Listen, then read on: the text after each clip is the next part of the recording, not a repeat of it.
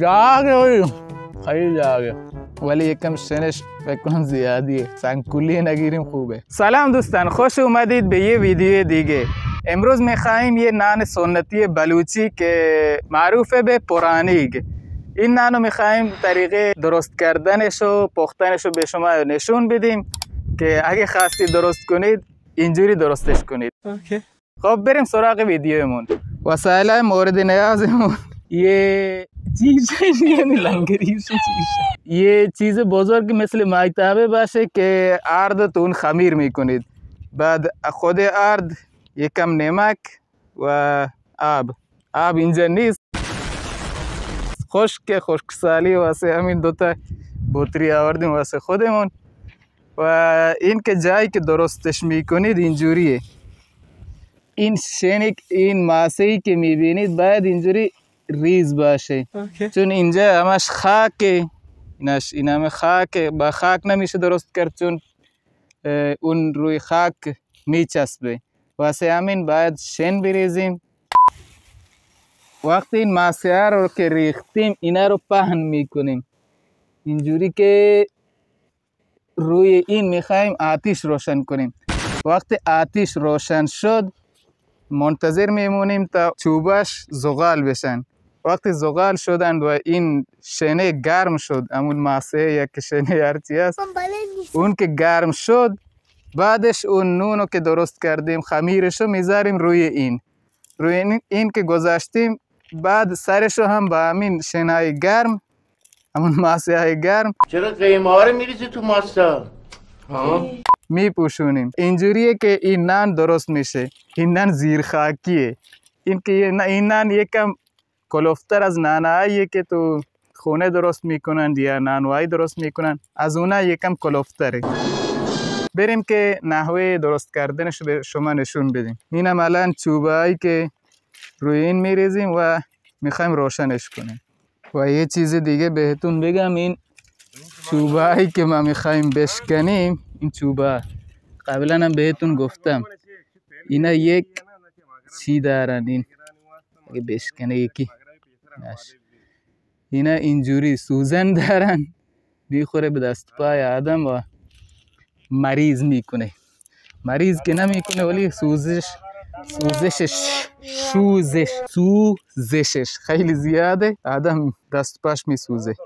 اینا رو همه رو بندازیم روش، آتیش رو روشن کنیم که بریم واسه پختن نونمون.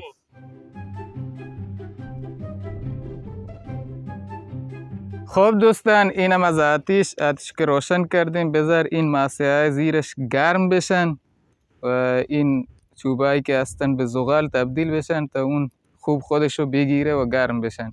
حالا بریم سراغ این اردمون که میخوایم خمیرش کنیم. البته یکی آوردم واسه کمک، چون من دارم ویدیو میگیرم نمیتونم ارد خمیر کنم. خب اول از همه باید دستاشو بشوره. اینو هم بشوریم که میخوایم داخلش اردو خمیر کنیم تا کثیف نشه. البته کثیف که میشه زیر شن بره اونجا دیگه هیچی واسش نمیمونه. نمیدونه قبلی چطوری این نانو خوردن، میخوایم تستش کنیم چون زمان ما زیاد اینو نخوردن. تا ما به دنیا اومدیم افتادیه این موقع دیگه کم شده. الان فقط به نمایش یا این که جای میرن واسه پیکنیک و جای این نانو درست میکنن. تو خونه زیاد این نانو درست نمیکنن، ولی تو جایی که میرن واسه پیکنیک یا که همون دیوان بهش میگن، این نانو درست میکنن و با هم دیگه میخورن. این نانو تا 30-40 نفر میخورن. البته امروز چون ما دوتا هاییم میخوایم یکم کوچکش کنیم، ولی خود اون نانه کلوفتیش یکم کلوفتر از نانه که تو خونه درست میکنن. اینم از اردش. بعد نمک روش بریزیم و آب بریزیم که خمیرش کنیم.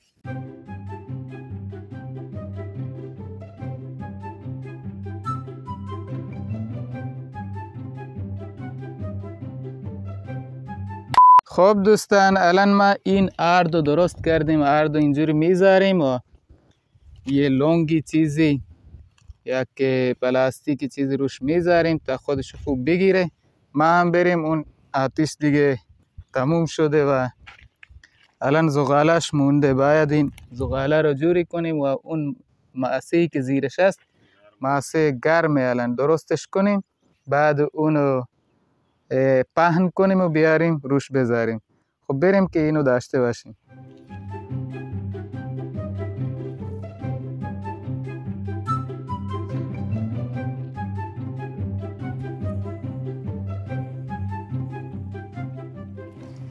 این زغاله رو که الان میذاریم کنار و این ماسه رو یکم باز میکنیم، داخلش ارد رو میذاریم، بعد این ماسه روش میریزیم و زغاله رو میریزیم روش تا گرمایشش همچنان خودشو نگه داره. خب اینم از ماسه سیاه شده، سرخ شده. خب اینم از ماسه. من برم اونو درستش کنم و بذاریم روش.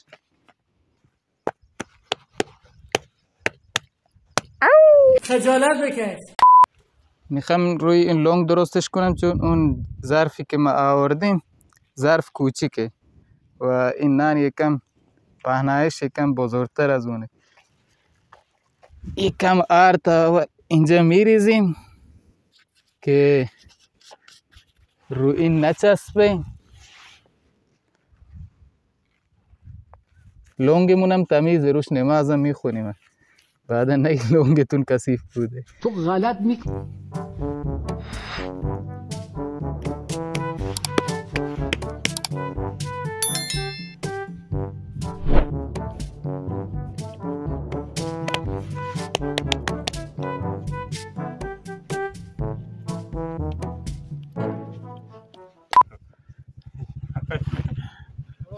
वालेकुम सलाम जोड़े दादे माँ पहले हम गिरेंगे शो पहले माँ भयो गिरे मेहमानत के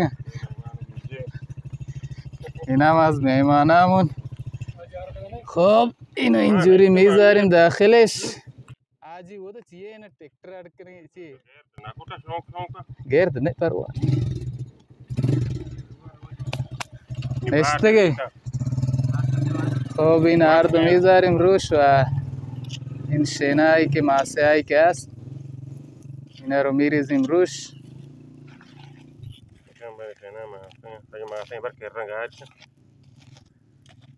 خب اینم از چیاش اون ماسه هاش. بعد این زغاله رو میریزیم روش که آتیشمون خودشو گرم نگه داره.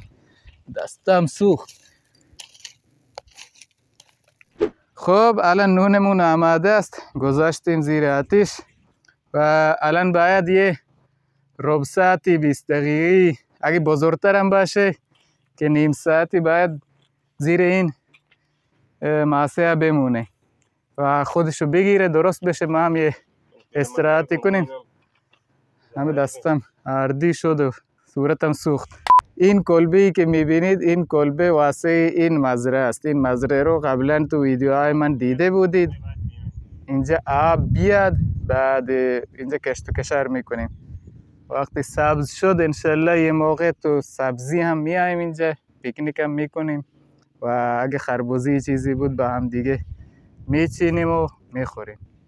2 hours later. خب دوستان الان ما میخوایم اینو بکشیم که شب شده. اینی که میبینید الان طرف دومشه. این طرفو که درست کردیم این نور منو اذیت میکنه. اینجوری بذارم که شما منو ببینید دیگه. خب الان میخوایم اینو بکشیم و بهتون نشون بدیم. صبح چون من وقت ندارم میرم سر کارم و الان سر غروب ما این ویدیو رو شروع کردیم. شب شد متاسفانه. این جنی که پشت سرم میبینید آشپزمونه. خب میخوایم الان بکشیم بیرون.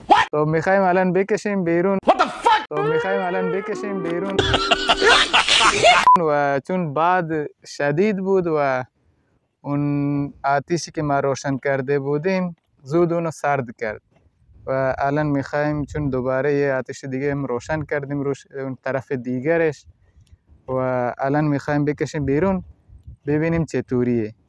خب بریم که اینو هم داشته باش. بریم اینو بکشیم بیرون که شما هم ببینید چطوریه. این همه ماسه که روی این ریخته بودیم این هم از نونمون فکر کنم هنوزم خمیر باشه. ماسه رو از روش بکنیم و بعد بریم اونجا یکم صافش کنیم ببینیم چطوریه. چیست که خب اینم از پرانیگ ما صافش کنیم و ببینیم ای طعمش چطوریه. خب اینم از نونمون گرمه هنوز. بذار ایتون نشونش بدم که داخلش چطور. اخ عجب بویی میده. خب اینم از نونی که ما پختیم خیلی گرمه. ببینیم طعمش چطوریه.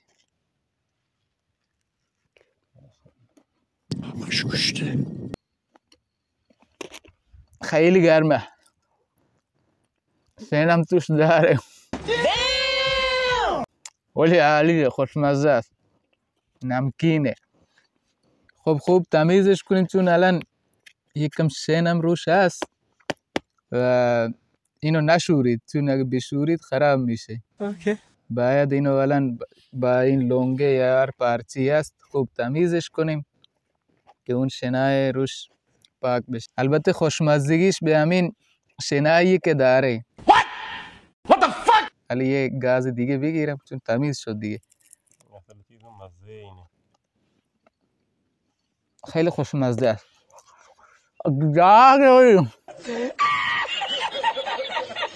خیلی جاگه.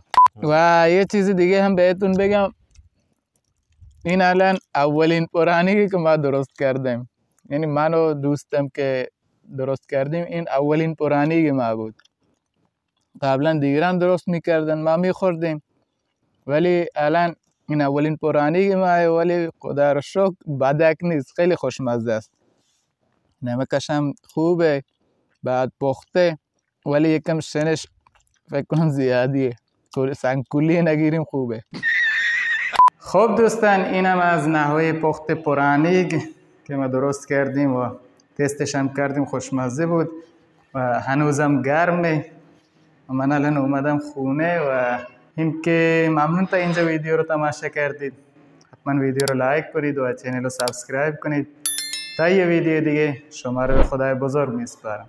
خدایا رو نگهدارتون.